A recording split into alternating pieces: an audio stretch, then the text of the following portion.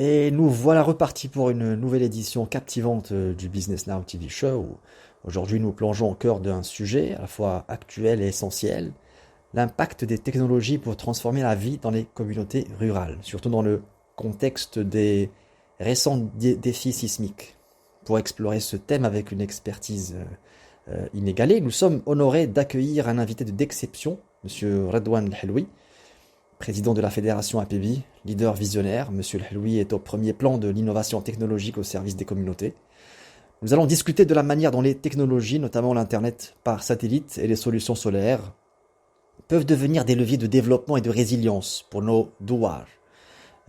Monsieur El bienvenue dans notre programme Now on Top Stories et merci d'être avec nous pour partager vos précieuses perspectives. Alors, Monsieur El votre initiative de fournir des kits satellitaires et solaires dans les douars touchés par le séisme est impressionnante. Pourriez-vous nous éclairer sur la manière dont ces technologies, en particulier l'Internet satellitaire, jouent un rôle clé dans la reconstruction de ces zones? Des exemples concrets sur les bénéfices pour les habitants pourraient-ils illustrer vos propos? Redouane El. Oui, bonjour, Ardouane Helwi, donc président de la fédération APB, la fédération des technologies de l'information, des télécommunications et de l'offshoring. Nous avons, dès le lendemain du séisme, mis en place une cagnotte dès le lendemain matin. Une cagnotte, nous ne savions pas à quoi elle allait servir tout de suite, certainement pour donner des produits de première nécessité, mais on a vu que le gouvernement marocain, tabarakallah, il a très très vite réagi. Dans les heures qui suivent, on a vu les, l'élan de solidarité où les gens avaient apporté donc, de la nourriture, des tentes, des vêtements. Et au fil des heures qui se passaient, nous avons donc opté avec les membres de la fédération d'apporter donc un produit de première nécessité technologique, à savoir la télécommunication, la communication. Et donc l'Internet par Wi-Fi. Donc on sait pertinemment que les douars sont des zones assez souvent blanches, à savoir pas très bien desservies en termes de connexion euh, Internet avec de la data, donc connexion GSM, mais pas forcément de la 4G, du haut débit. Donc c'est là où en fait on a avec nos membres réfléchi à un kit complet, complètement autonome en termes d'alimentation en énergie solaire. Et donc nous avons offert, donc depuis donc, le week-end dernier, nous sommes à 8 installations, la plupart du temps dans des écoles, sur des écoles, pour pouvoir fournir une connexion Internet, donc une reconnexion sociale. L'impact de l'accès à Internet que vous avez initié est indéniable, surtout en matière de télémédecine et d'éducation. Pouvez-vous nous partager des témoignages ou des histoires vécues qui démontrent l'effet positif de cette connectivité sur la vie des habitants des douars? Quelles sont vos stratégies pour pérenniser et développer ces services? Donc, l'idée de la création de ce comité de solidarité au sein de la fédération était donc de collecter de la donnée au fur et à mesure que nous déployons cette donation. Je rappelle que contrairement à des vêtements ou des tentes ou de la nourriture, nous ne pouvons pas faire des dons, ce type de dons et le déléguer. Ça nécessitait forcément un accompagnement, une expertise, et c'est toute la valeur ajoutée de la fédération et de nos membres qui ont compris cela. Donc la première brique est la mise en place de connexion, de points de connexion. Donc je rappelle, kit satellite avec auto-alimenté, avec un an d'abonnement Internet offert et du Wi-Fi longue portée jusqu'à 500 mètres.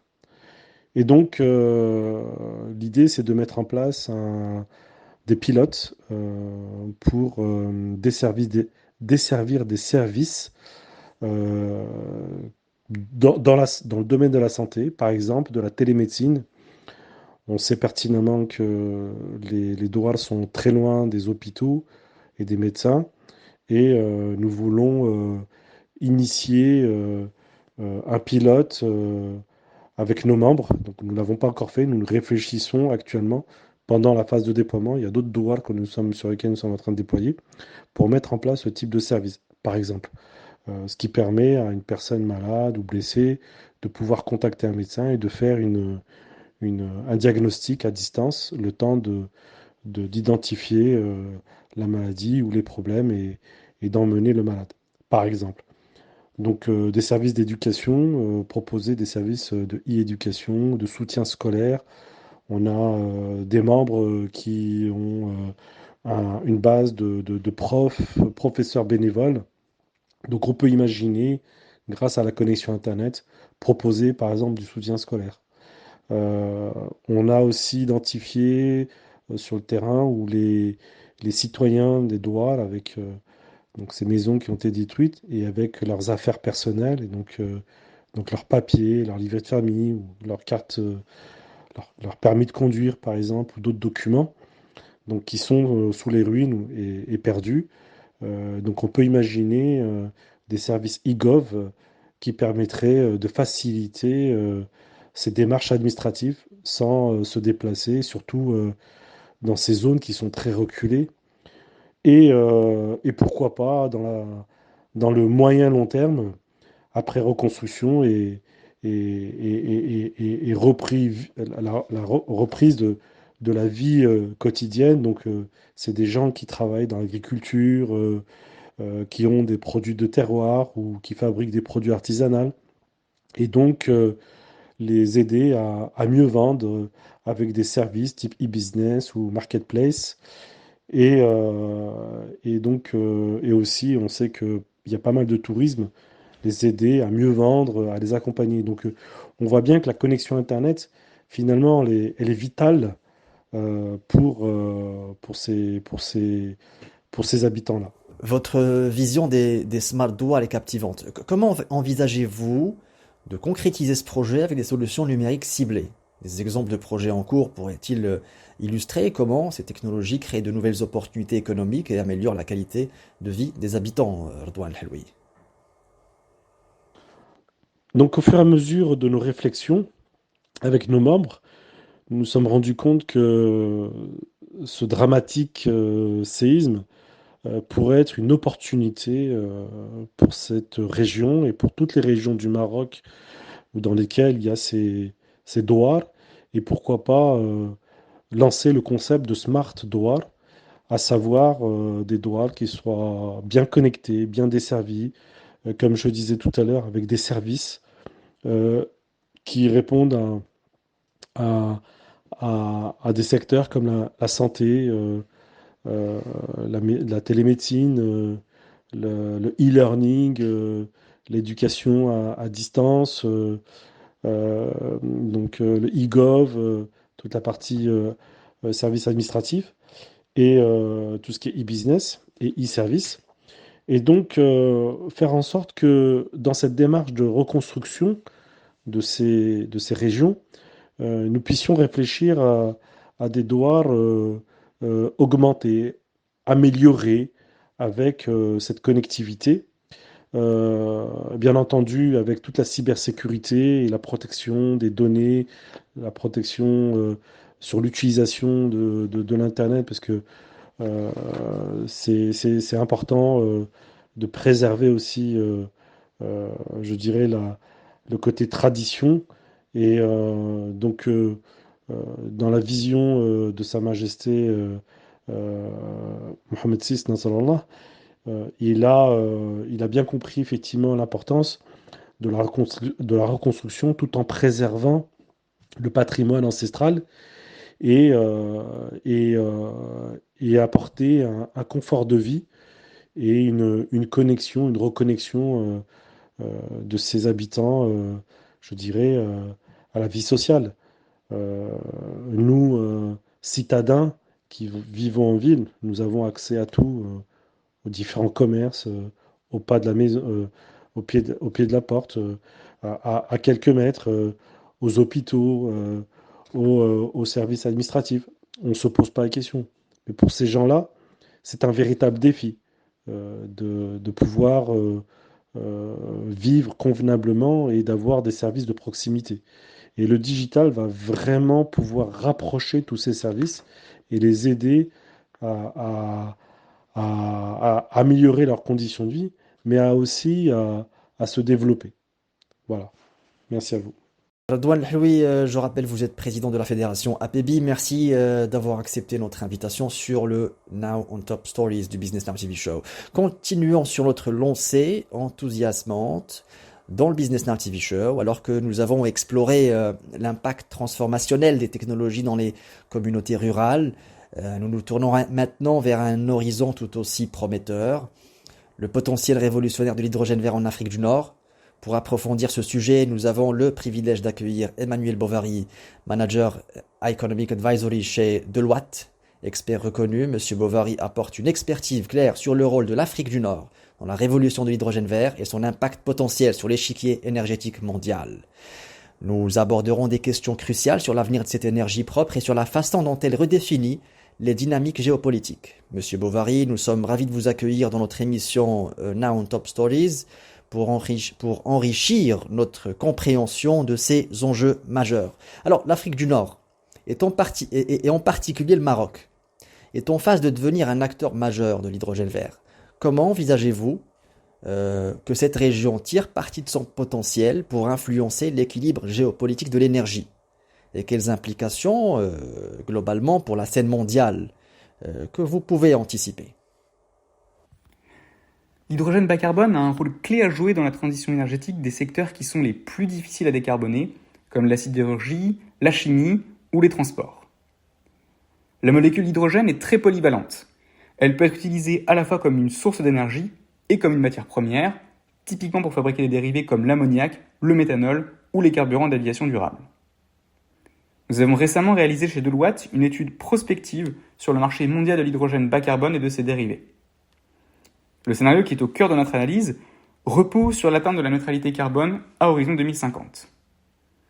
Il est très important de garder en tête cette hypothèse, car évidemment, un scénario sans neutralité carbone impliquerait des usages bien moins importants en hydrogène décarboné et une structuration très différente de ce marché. Il ne faut donc pas interpréter notre approche comme une prévision, mais davantage comme un exercice de prospective qui vise à mieux comprendre les développements nécessaires à l'atteinte de la neutralité carbone.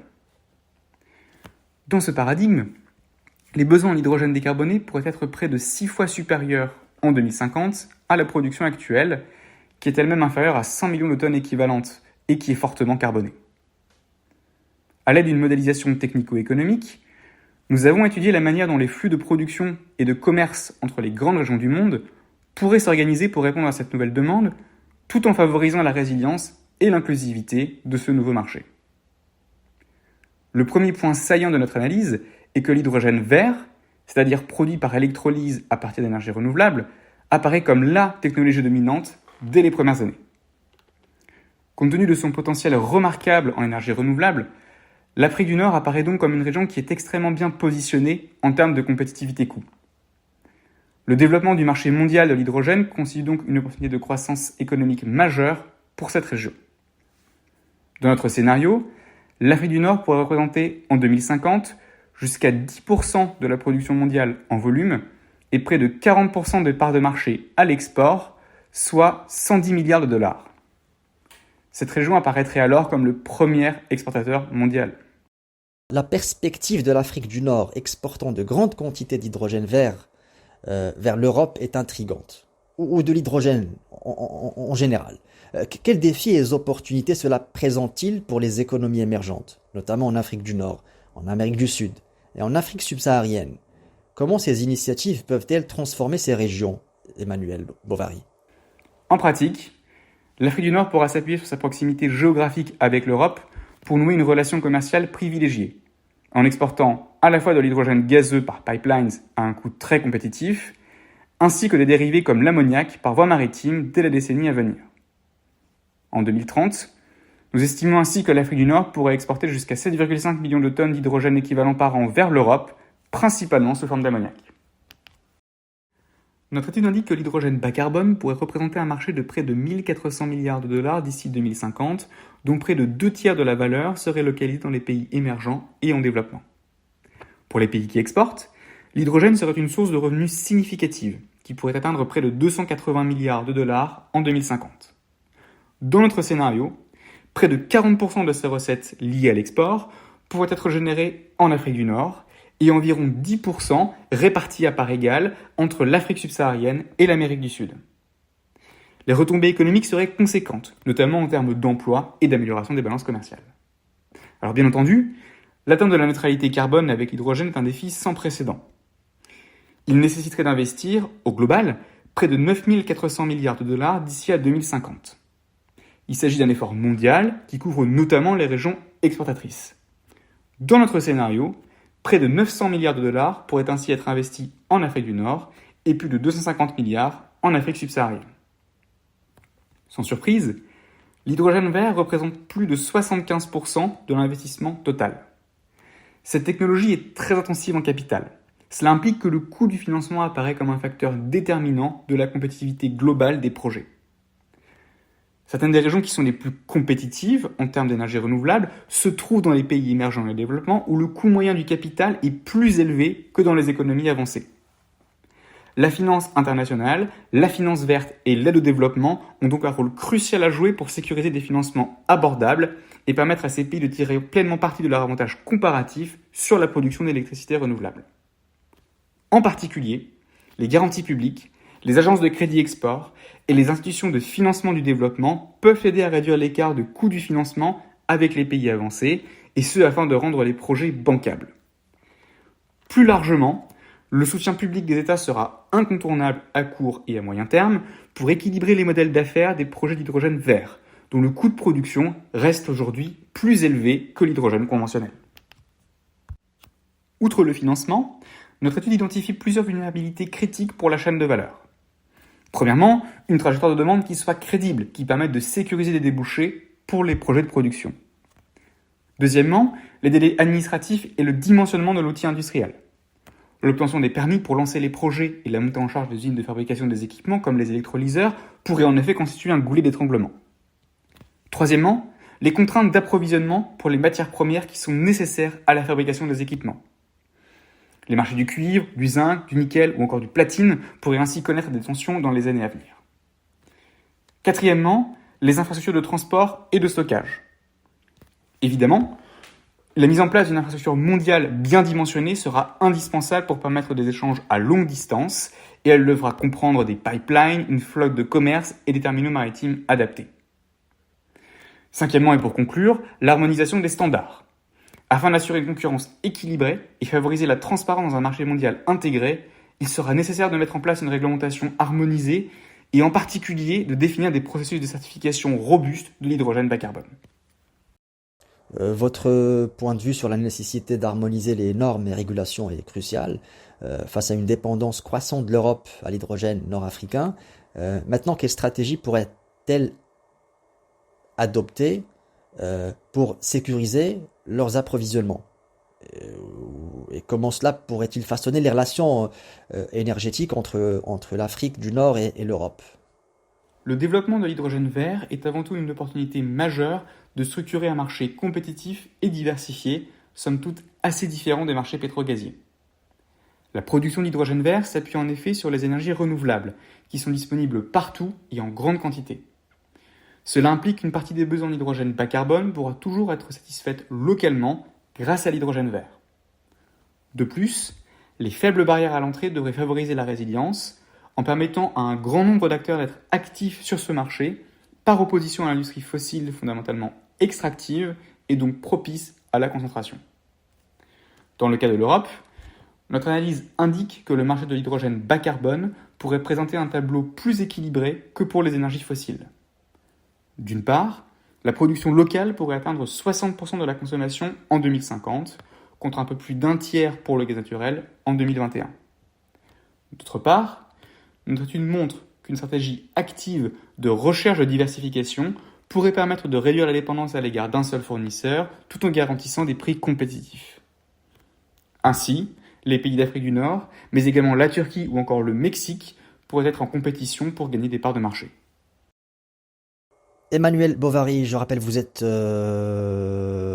manager Economic Advisory chez Deloitte. Merci d'avoir accepté notre invitation d'intervenir sur le Business Now TV Show. Maintenant, un échange crucial sur le secteur maritime et portuaire en Afrique, au cœur de la croissance économique et de la durabilité. Nous accueillons Jan Hoffman, Head of Trade Logistics, à la conférence des Nations Unies sur le commerce et le développement, un pilier dans ce domaine pour des insights précieux sur les enjeux actuels. Une discussion incontournable s'annonce donc avec Monsieur Hoffman, expert mondial. Ça se passe ici, sur le Business Now TV Show, interviewé par Fadwa Aboujiyed. Maritime and port sector in Africa is currently at the center of crucial discussions concerning intra-African cooperation, economic growth, and sustainability. Ports play a vital role in intercontinental trade and the industrial development of neighboring regions. Recent debates have shed light on the opportunities and the challenges in this rapidly evolving context, ranging from accelerated digitization to green strategies for the future of African ports. Mr. Jan Hoffman, welcome and thank you for accepting our invitation to participate in the Now on Top Stories program. We appreciate your willingness to share your expertise and insights on the topic of maritime trade in Africa and the digitization of the development of African ports. Recent discussions at the TOC Africa conference have highlighted the crucial importance of cooperation among stakeholders in African maritime trade. As a globally renowned expert in maritime trade and ports, could you explain how this cooperation can enhance the smooth flow of intra-African trade and stimulate economic growth on the continent, especially in light of the African Continental Free Trade Area?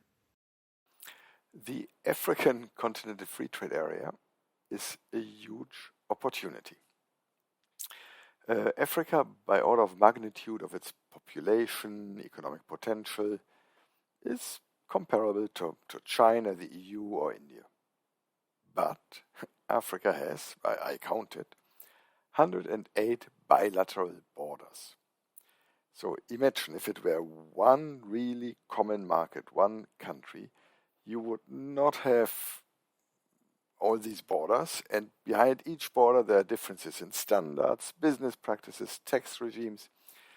So border agencies, customs, trade station is absolute key. And there the African CFTA is really making lots of efforts beyond the regional communities to advance. Transit is one of the topics under trade station. We have IT solutions that connect landlocked countries to the ports, which are now the allies of the landlocked countries. Transport markets are important, especially under, again, the African CFTA.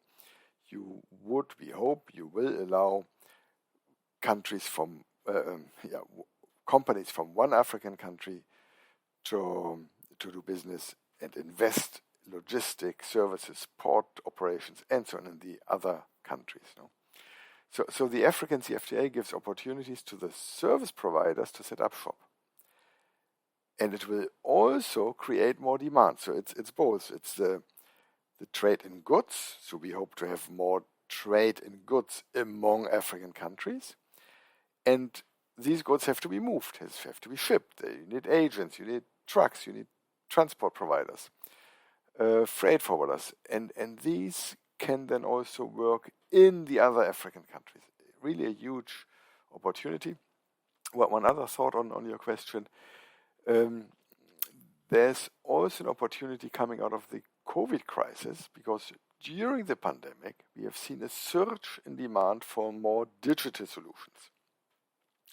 Risk management, pre-arrival processing, e-payments, inter-agency cooperation. In general, a lot of more digital solutions have surged during this period. So I like to say we have to lock in the progress made during lockdown, also to the benefit and especially to the African CFTA.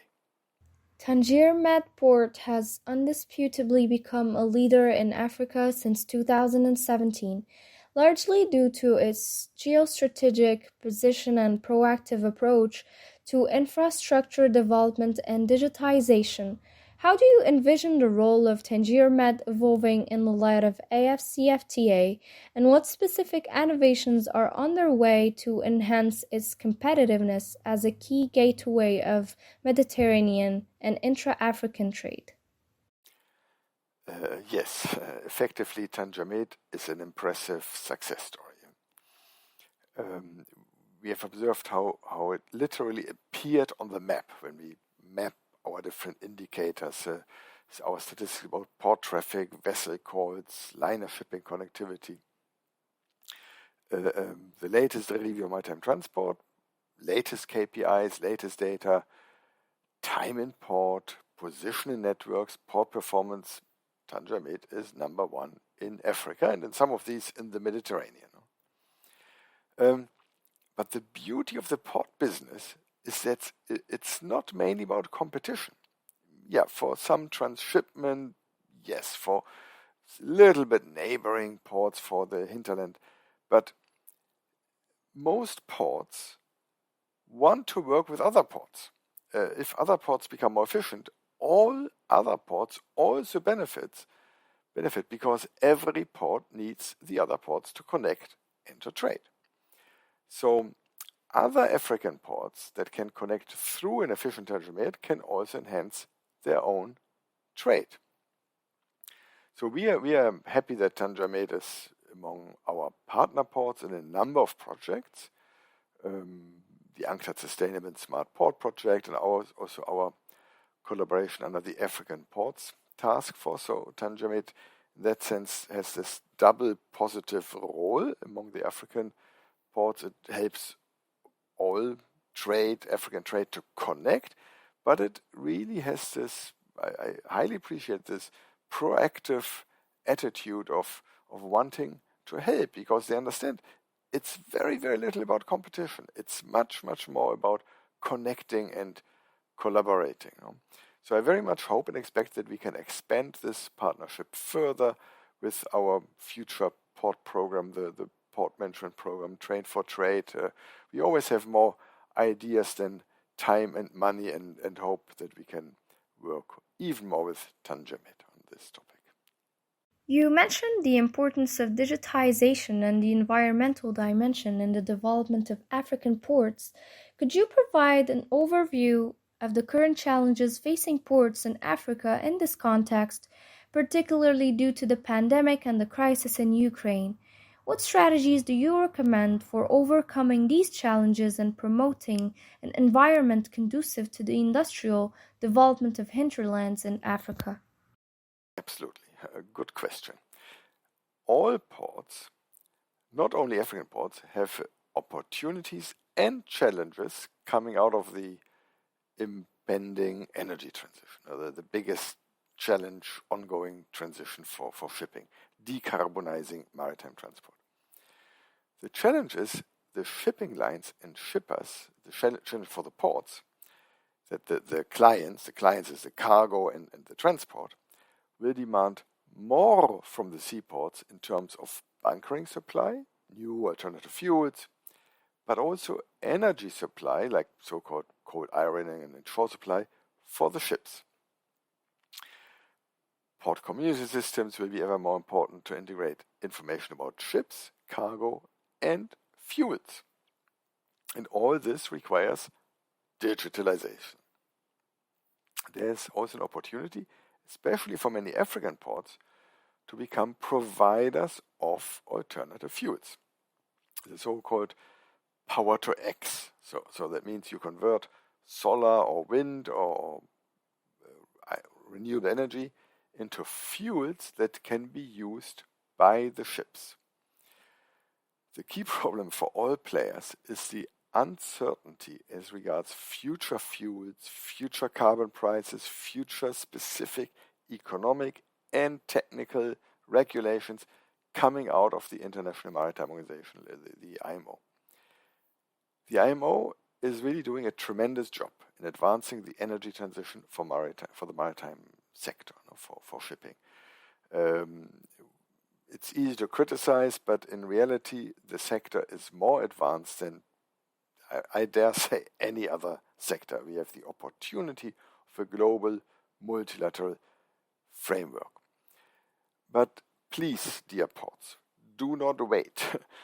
Ports that are the first movers can really benefit from the new businesses created by this energy transition. So lots of new opportunities here, especially for African ports. As we wrap up this insightful conversation, thank you again, Mr. Jan Hoffman. Your expertise has enriched our understanding, and we are grateful for the wealth of knowledge you've shared. Nous avons le privilège aujourd'hui d'accueillir Monsieur Anas Mansouri, directeur général du RDI Maroc et chercheur international en irrigation et gestion de l'eau. Nous répondons à l'une des questions les plus cruciales auxquelles le Maroc est actuellement confronté et qui est la pénurie d'eau. Monsieur Anas Mansouri, merci d'être avec nous sur le Business Now TV Show. Au 4 septembre 2023, les réserves d'eau dans les barrages du Maroc affichent un taux de remplissage inquiétant de seulement 27%, malgré une légère amélioration par rapport à l'année précédente. Cette situation suscite des préoccupations majeures, en particulier dans certaines régions du pays où les taux de remplissage des barrages sont encore plus bas, entraînant des restrictions sévères sur l'irrigation. Donc, quelles sont, selon vous, Monsieur Mansouri, les régions du Maroc les plus touchées par la pénurie d'eau en se basant sur les taux de remplissage des barrages et quelles sont les conséquences directes de cette situation sur l'agriculture locale et la sécurité alimentaire?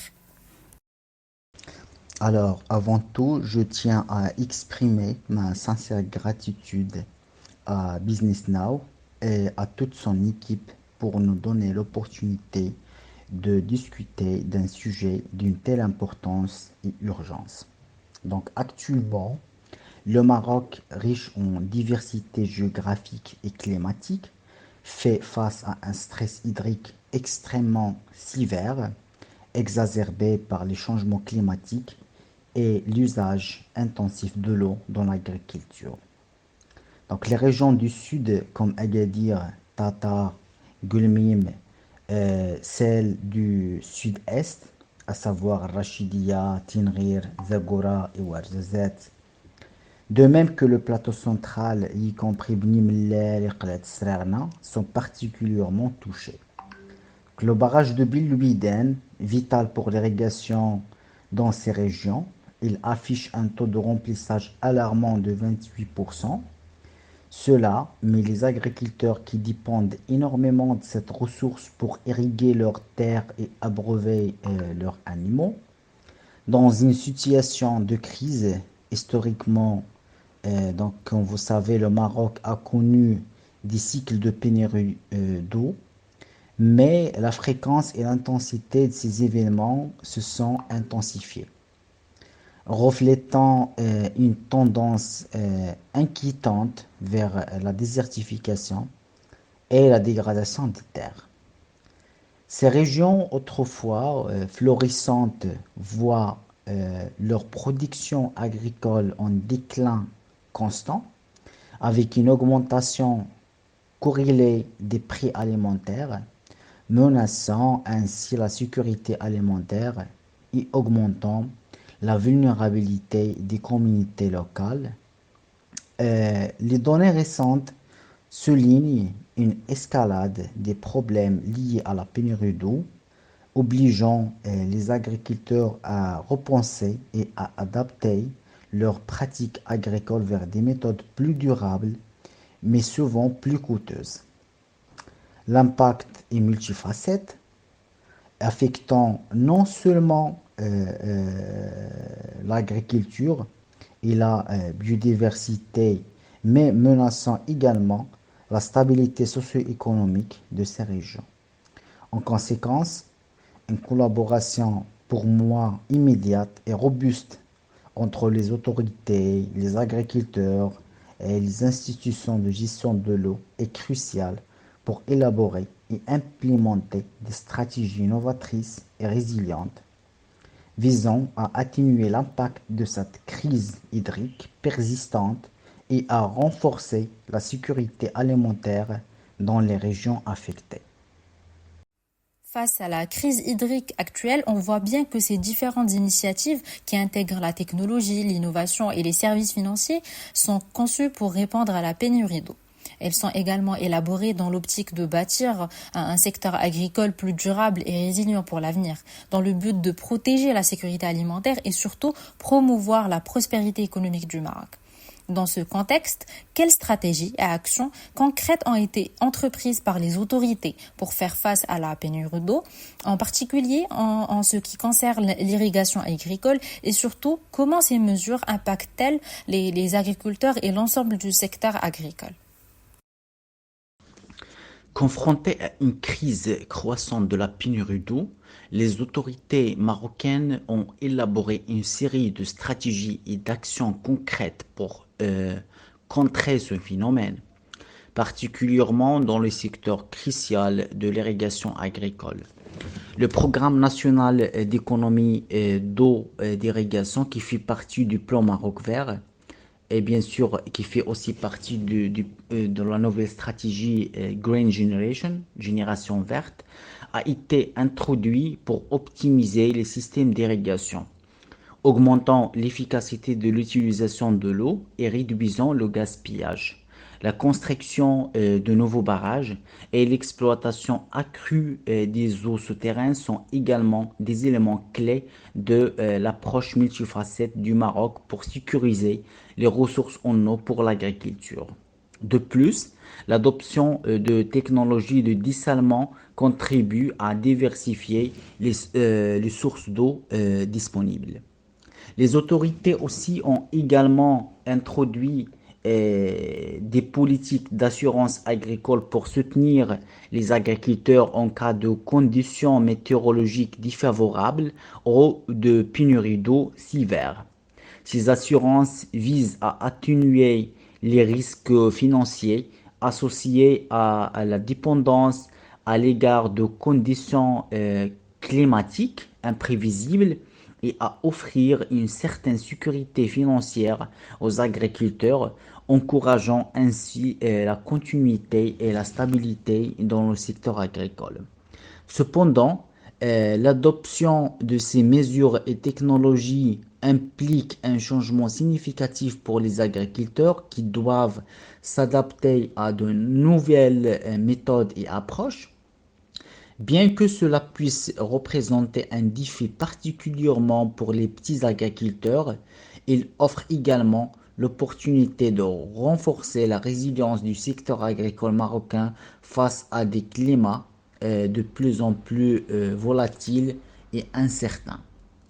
Ces initiatives en intégrant bien sûr la technologie, l'innovation et les services financiers tels que l'assurance sont conçus non seulement pour répondre à la crise actuelle de l'eau, mais également pour poser les fondations d'un secteur agricole plus durable et résilient pour l'avenir, en vue de la protection de la sécurité alimentaire et de la prospérité économique du Maroc. Donc, les mesures prises par les autorités marocaines pour lutter contre la pénurie d'eau ont un impact substantiel et varié sur les agriculteurs et l'ensemble du secteur agricole. Les agriculteurs, notamment les petits exploitants, font face à des défis d'adaptation à de nouvelles technologies et méthodes d'irrigation avec un besoin croissant de formation et de soutien. Ces adaptations peuvent également s'accompagner de coûts initiaux importants, créant une pression financière. Cependant, ces mesures se veulent un investissement à long terme, visant à augmenter l'efficacité d'utilisation de l'eau, à réduire les pertes et à stabiliser la production agricole face à la variabilité climatique. De plus, l'introduction de l'assurance agricole procure une couche de sécurité financière aux agriculteurs, atténuant les risques liés à la dépendance envers les conditions météorologiques et les pénuries d'eau. Bien que le processus d'adaptation puisse être ardu, l'objectif ultime de ces initiatives est d'établir un secteur agricole plus robuste et résilient, capable de soutenir la sécurité alimentaire et la stabilité économique du Maroc dans un climat de plus en plus incertain et volatile.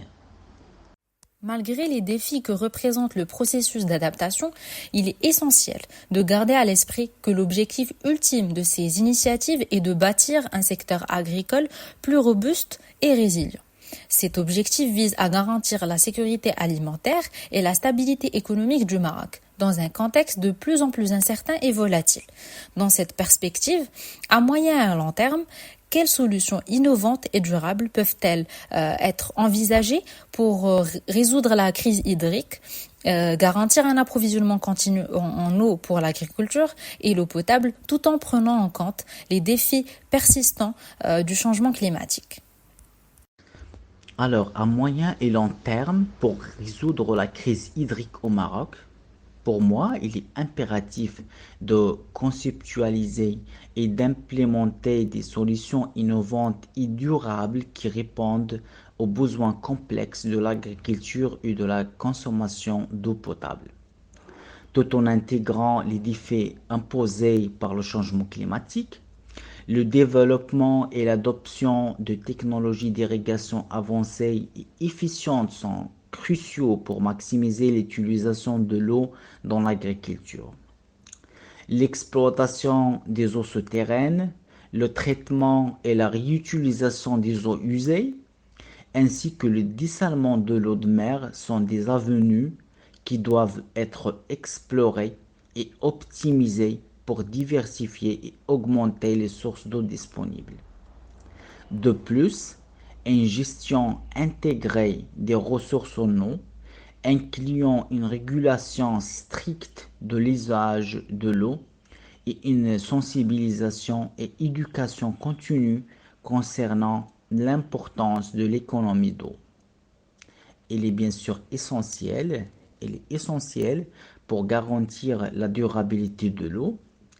Les politiques publiques doivent également encourager la recherche et le développement dans les domaines de la conservation de l'eau et la résilience climatique pour anticiper et s'adapter aux changements climatiques futurs.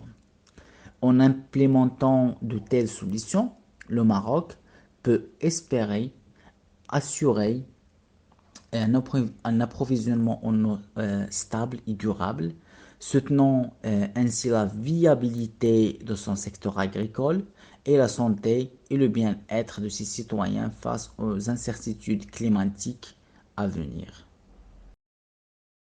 Avant de passer à notre prochain invité, nous tenons à vous remercier Monsieur Anas Mansouri pour votre contribution à notre programme Now on Top Stories, ainsi que vos éclairages pertinents sur la gestion de la pénurie d'eau et les enjeux de l'agriculture au Maroc.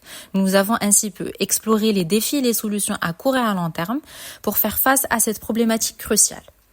Maintenant, nous plongeons dans un domaine tout aussi captivant qui est l'intelligence artificielle avec notre prochain invité, Monsieur Jérôme Ribeiro, président cofondateur de Human IA. Monsieur Ribeiro, merci d'être avec nous sur le Business Now TV Show. L'IA joue un rôle central dans la transformation numérique mondiale, remodelant les économies et influençant les approches des entreprises et des gouvernements. La création de la Maison de l'intelligence artificielle à Oujda, en partenariat avec l'Université Mohamed Ier de Oujda, Human IA et l'Institut Européen vise à créer une dynamique d'acculturation, en mettant l'accent sur l'union des acteurs de l'écosystème de l'IA. Comment voyez-vous le rôle de la Maison de l'intelligence artificielle dans la promotion de la recherche et de l'innovation au Maroc? Et quelles opportunités cela pourrait-il offrir aux étudiants et aux entrepreneurs marocains dans le domaine de l'IA? Bonjour.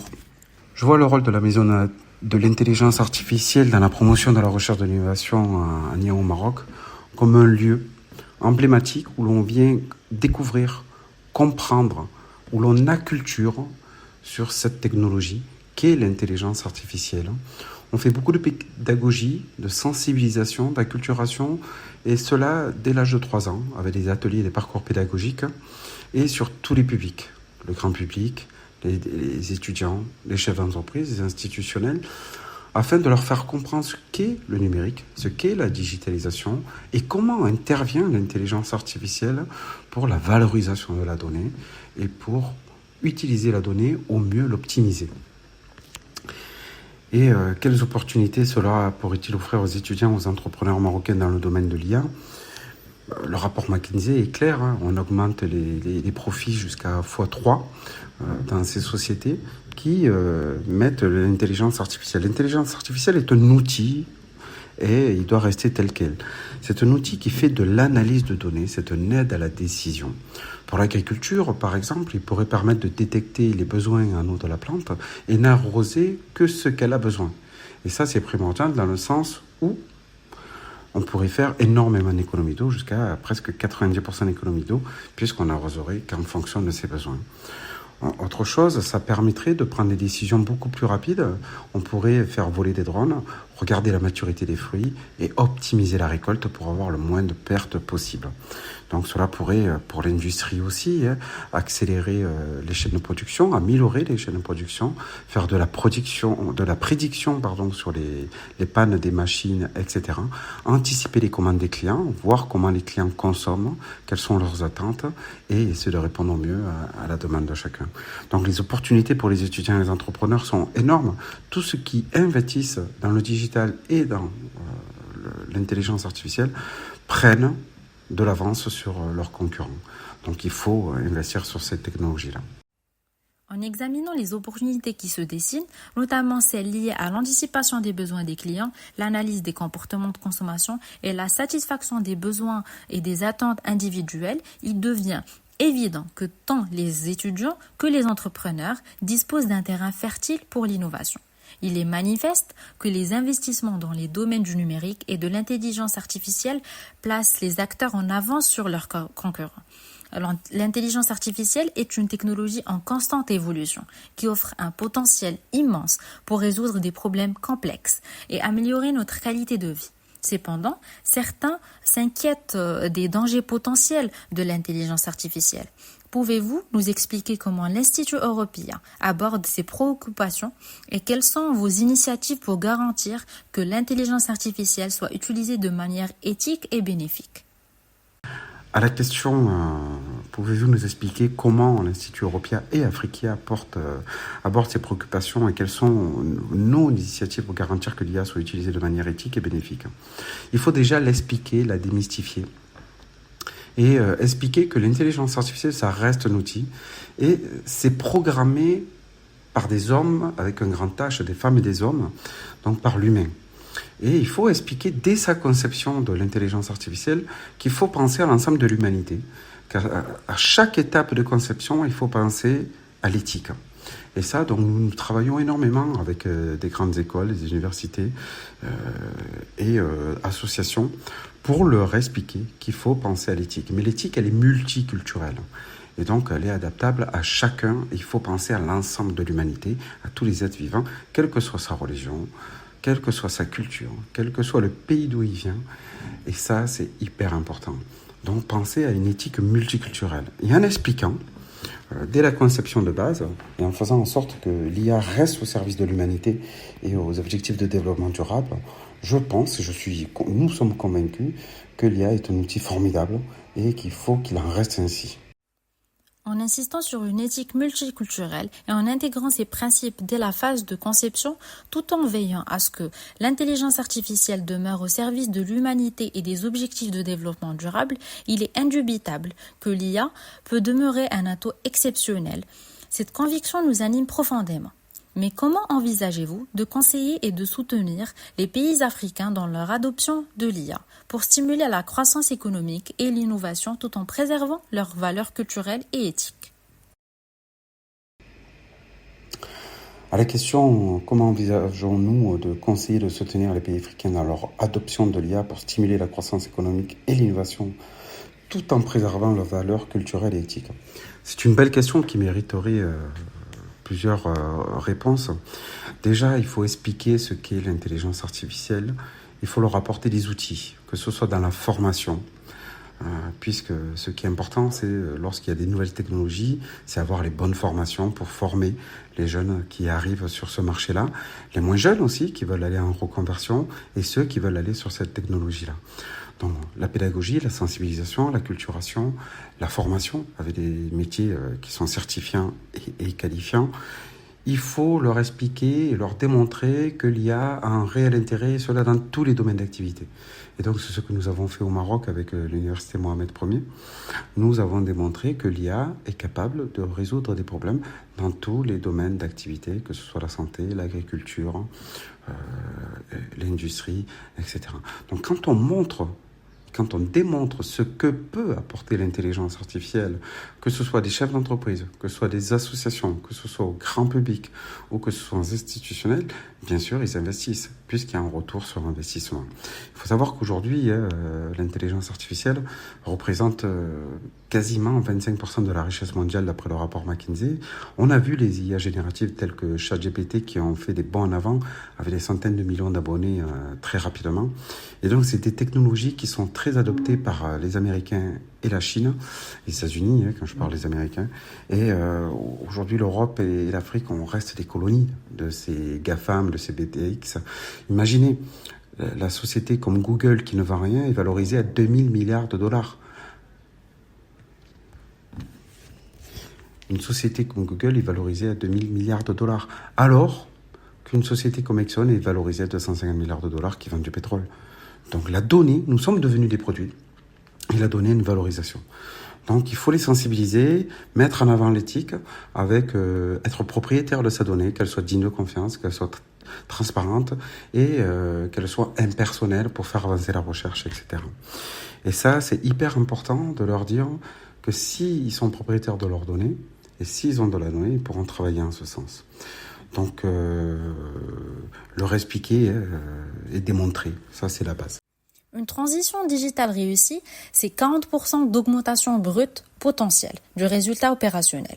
Selon la publication du McKinsey dans son étude « Accélérer la mutation numérique des entreprises ». Cette donnée met en lumière l'importance cruciale de la transition numérique et comment elle peut générer des bénéfices tangibles pour les entreprises. Dans ce contexte, l'intelligence artificielle joue un rôle central en optimisant les processus, en stimulant l'innovation et en façonnant surtout de nouveaux modèles commerciaux. Pourriez-vous nous décrire comment l'intelligence artificielle est en train de remodeler les économies à l'échelle mondiale et d'influencer la manière dont les entreprises et les gouvernements abordent cette transition numérique? C'est une nouvelle guerre froide, hein. On le voit aujourd'hui entre les États-Unis et la Chine, c'est la guerre froide il y a un dirigeant qui disait qu'il domine l'intelligence artificielle, dominera le monde. Ce dirigeant, c'est Poutine. Alors, il ne faut pas trop lui faire de publicité en ce moment parce qu'il fait des guerres, il y a beaucoup de morts. Mais il avait raison. Et aujourd'hui, on voit des investissements massifs entre la Chine et les États-Unis. C'est des centaines de milliards sur cette technologie-là. On voit tout ce qui les dérive, hein, la reconnaissance faciale, la notation sociale qu'il y a en Chine, etc. Donc, on voit aujourd'hui les entreprises les plus riches au monde, elles ne vendent rien. On voit les GAFAM, Facebook, Google ne vendent que votre donnée. Nous sommes devenus notre propre produit. Donc ça remodèle. Au 19e siècle et 20e siècle, c'était le pétrole et la finance qui faisaient les marchés, la valorisation boursière et la cotation des sociétés. Aujourd'hui, c'est la donnée. Donc Facebook, c'est mieux que vous ce dont vous avez besoin et donc vous fait des propositions marketing avec des publicités très ciblées. Et quelquefois, on est même étonné de ces publicités qui répondent à des choses que nous n'avons pas pensé et on les voit sur les réseaux sociaux. Donc ça a complètement radicalisé cette technologie dans le sens où elle est devenue beaucoup plus valorisante que le pétrole ou autre matière comme l'or ou autre. Les sociétés les plus riches du monde aujourd'hui, c'est grâce à la donnée, c'est grâce à vos données. Donc il faut vraiment réfléchir à de la donnée, de la souveraineté des données, afin qu'ils n'utilisent plus cette donnée pour en faire du business. Et il faut prendre part à cette technologie-là parce qu'il sera trop tard. J'ai lu un rapport de Boston Consulting Group et de McKinsey qui disait qu'il faut former 650 millions d'Africains d'ici 2030 dans le numérique. Si l'Afrique ne se réveille pas et n'investit pas dans cette technologie, il sera trop tard. Il est déjà très tard. Et vous voyez la richesse qu'ils ont, les investissements massifs, c'est à coût de centaines de millions d'euros pour les IA génératives, c'est un peu la guerre. Donc il faut vraiment, je crois au talent de l'Afrique, je crois à l'Afrique et je crois qu'elle a le moyen, le potentiel. D'ici 2030, ce sera presque 40% de la population jeune sera africaine. Donc il faut y aller sur ces technologies-là, il faut leur donner les moyens. Et c'est ce que nous faisons avec Humania aussi. De leur apporter des formations, de leur apporter une plateforme de service où on se comporte comme le Uber, mais du service avec de l'éthique. On est mieux qu'Uber parce qu'on fait de l'éthique. Et c'est le savoir-faire local, on le vend au niveau, dans le monde entier. On est le lien de confiance entre le consommateur, c'est-à-dire les clients, les entreprises, etc., et l'expert qui a son expertise locale, quel que soit dans le numérique ou dans tous les métiers qu'on peut faire à distance. Il est clair que votre approche en tant que plateforme de services axée sur l'éthique offre un modèle novateur pour exploiter les avantages de l'intelligence artificielle, tout en mettant en avant l'expertise locale. Cela crée un lien de confiance précieux entre les clients, les entreprises et les experts dans divers domaines, favorisant ainsi l'essor de cette technologie tout en respectant des normes éthiques élevées. En exploitant davantage ce sujet, pourriez-vous partager avec nous quelles sont les opportunités clés que l'intelligence artificielle apporte aux nations, ainsi que les stratégies que vous recommanderiez pour surmonter les défis inhérents à ces transformations? Donc, quelles sont les opportunités clés que l'IA apporte aux nations? Quelles sont les stratégies qui peuvent être adoptées pour surmonter les défis inhérents à cette transformation? Les opportunités, c'est de répondre aux problématiques premières du pays. On parlait de l'eau. Nous avons développé un système sur l'agriculture où on vérifie que les besoins en eau de la plante. On fait jusqu'à 90% d'économie d'eau. On arrose, c'est un être vivant. Si on l'arrose pas assez, elle a un stress hydrique. Si on l'arrose trop, elle s'inonde. Et donc, on va optimiser les cultures. On peut cartographier aussi les sols et faire en sorte d'adapter les cultures en fonction des sols, puisqu'on sait qu'il y a certaines plantes qui s'épanouissent mieux, plantes alors culture, qui s'épanouissent mieux sur tel ou tel sol, et de l'optimisation de tout ça. On peut aussi optimiser le trafic routier, on peut optimiser la pêche maritime, on peut vérifier aussi s'il y a de la violation des zones de pêche, etc. Donc on peut vraiment apporter aux nations de résoudre pas mal de problématiques, notamment liées aux objectifs de développement durable, lutter contre la pauvreté, etc. L'IA est une vraie opportunité. Je pourrais vous citer des centaines d'exemples, mais l'IA développe énormément tous les secteurs d'activité. Et comme c'est de la gestion de la donnée, l'IA, et avec la puissance des calculs des ordinateurs d'aujourd'hui, on peut gérer des milliards de données. Et donc, c'est dans ce cadre-là qu'il faut réfléchir à l'IA, comment elle peut répondre aux problématiques de chacun dans son pays. Ensuite, les défis inhérents à cette transformation. Le plus gros défi, c'est qu'elle ne soit pas tributaire d'elle-même, c'est-à-dire qu'elle consomme beaucoup d'énergie. Donc, il faut la réfléchir de façon, avec l'avantage de l'Afrique, il y a du soleil. Donc, utiliser des panneaux photovoltaïques, des énergies renouvelables pour faire tourner les supercalculateurs qui sont énormément consommateurs d'énergie, faire travailler cette IA sur des solutions qu'on pourrait trouver à la captation de carbone et d'autres solutions dont on peut imaginer. Donc tout est possible. Il suffit d'avoir de la volonté et d'avoir des spécialistes comme nous, avec Humania, qui accompagnons avec Humania Conseil. Nous avons un pool d'experts internationaux de tout horizon, de tout domaine, qui accompagnent les entreprises, les associations, les institutions à trouver des solutions dans le montage de leur cahier des charges, à résoudre leurs problématiques. Donc voilà, j'espère avoir répondu à vos questions. N'hésitez pas à revenir vers moi. Je vous remercie. Bonne journée. Monsieur Jérôme Ribeiro, merci encore pour votre contribution à notre programme Now Top Stories, ainsi que pour ces éclairages précieux sur l'importance de l'éthique et de la formation dans le domaine de l'intelligence artificielle. Maintenant, nous allons poursuivre nos discussions, toujours sur l'intelligence artificielle, en explorant son application dans un secteur essentiel à notre société, et qui est la médecine. C'est un honneur d'accueillir notre prochain invité, Dr Raja Ghanimi, médecin spécialiste en médecine du travail et chercheuse en intelligence artificielle appliquée à la médecine. Docteur Raja Ghanimé, merci d'être avec nous sur le Business Now TV Show.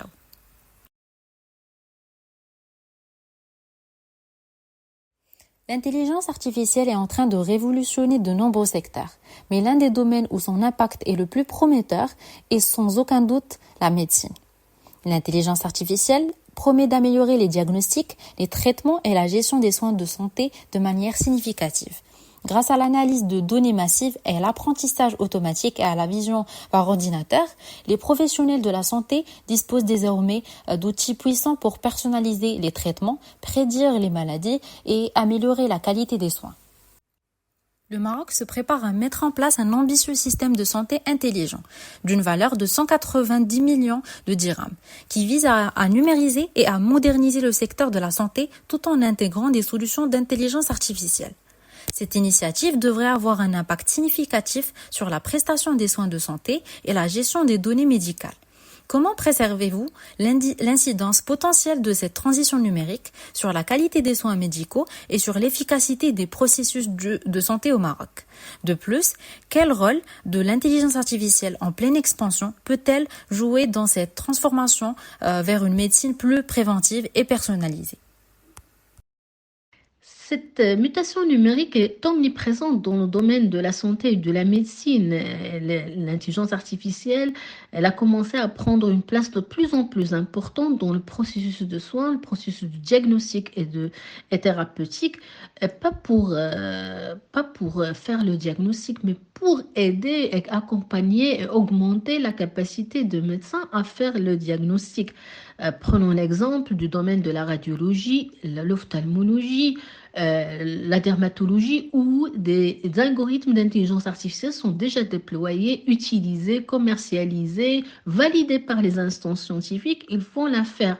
C'est-à-dire, ils font déjà le travail d'accompagnement. Donc, en fait, l'intelligence artificielle dans le domaine de la santé, elle est utilisée dans deux grands domaines.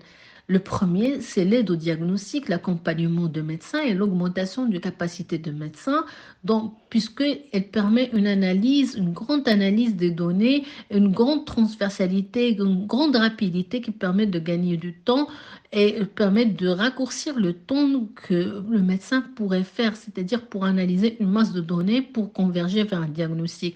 Et le deuxième domaine, c'est la prédiction, c'est-à-dire elle permet de faire un diagnostic avant même que le patient ne soit cliniquement malade. Et là, c'est la porte d'entrée vers la prévention, c'est vers la médecine 4P, c'est-à-dire la médecine préventive, prédictive, précise et personnalisée. Dans le contexte de l'évolution rapide des technologies médicales et en particulier de la télémédecine, pourriez-vous nous expliquer comment l'intelligence artificielle est actuellement mise en œuvre pour améliorer la prestation des soins de santé et quelles sont les retombées tangibles que les patients peuvent déjà constater grâce à ces avancées? Dans un contexte de l'évolution rapide et exponentielle de technologies médicales, de la télémédecine, de l'accès à l'information, la démocratisation de l'accès à l'information médicale validée aujourd'hui, et elle a des retombées, bien évidemment, sur le patient qui est le maillon le plus fort aujourd'hui de la chaîne de soins. Et c'est l'émergence de nouveaux concepts, l'émergence d'un nouveau patient qui est le e-patient, c'est-à-dire un patient qui refuse déjà le paternalisme ou l'approche paternaliste dans la démarche médicale. Elle est aujourd'hui pour une démarche participative parce qu'elle est informée. Il vient déjà chez le médecin avec quelques notions de base, donc elle a fait le travail de l'information. Lorsqu'il est malade ou porteur d'une maladie ou pathologie chronique, donc elle participe parce qu'il sait déjà, elle fait l'auto-éducation thérapeutique, surtout aujourd'hui avec les vertus de l'intelligence artificielle générative et les chatbots conversationnels qui donnent de l'information avec un langage assez naturel et assez accessible pour le patient, c'est-à-dire je vais pas dire une vulgarisation, mais une simplification importante de l'information médicale. Le e-patient, c'est un patient qui participe à son traitement, à s'auto-prise en charge, c'est-à-dire entre deux rendez-vous avec le médecin, il est capable de s'auto-mesurer, d'utiliser le potentiel de l'intelligence artificielle et de l'Internet des objets et des objets connectés pour s'auto-évaluer, pour améliorer sa prise en charge, pour suivre ses constantes et communiquer bien sûr avec son prestataire de soins. Elle est aussi pour une démarche préventive. Donc là, il collabore fortement à la prévention que ce soit primaire, que ce soit secondaire, que ce soit tertiaire. Donc le e-patient aujourd'hui, c'est un patient qui participe, qui partage, qui rentre dans un cadre de complémentarité avec son médecin, son médecin traitant pour sa propre prise en charge. L'une des préoccupations majeures liées à l'intelligence artificielle en médecine concerne la confidentialité et la sécurité des données médicales. Selon vous, Dr Ghanimi, comment les professionnels de la santé et les chercheurs travaillent-ils pour garantir que l'exploitation des données de santé reste éthique et surtout sécurisée dans le contexte de l'intelligence artificielle? Et quelles sont les mesures prises pour protéger la vie privée des patients tout en exploitant le potentiel de l'intelligence artificielle pour des diagnostics plus précis et des traitements personnalisés? L'enjeu principal dans un domaine important comme la médecine est celui de la protection des données de santé, qui sont des données assez sensibles. Et la dimension de sécurité et de confidentialité, elle est primordiale. Alors, il faut éviter l'utilisation de plateformes qui ne sont pas conformes avec les consignes et les exigences de sécurité des systèmes d'information. Et la question de cybersécurité, elle est très, très importante, pas seulement pour la gestion et la protection de l'information, mais aussi pour l'intégrité aussi de l'information et le fonctionnement des structures de santé. D'ailleurs, en l'année 2022, le nombre de cyberattaques a augmenté énormément, presque 38% à l'échelle mondiale. Bien évidemment, le secteur de la santé est la cible prioritaire aujourd'hui des cybercriminels. Et la donnée de santé, particulièrement sensible, comme j'ai déjà dit, se vendent aujourd'hui à des prix d'or sur les dimensions dark du net. La liste des organisations médicales malheureusement victimes d'une cyberattaque c'est déjà très très longue dans le monde, à travers le monde.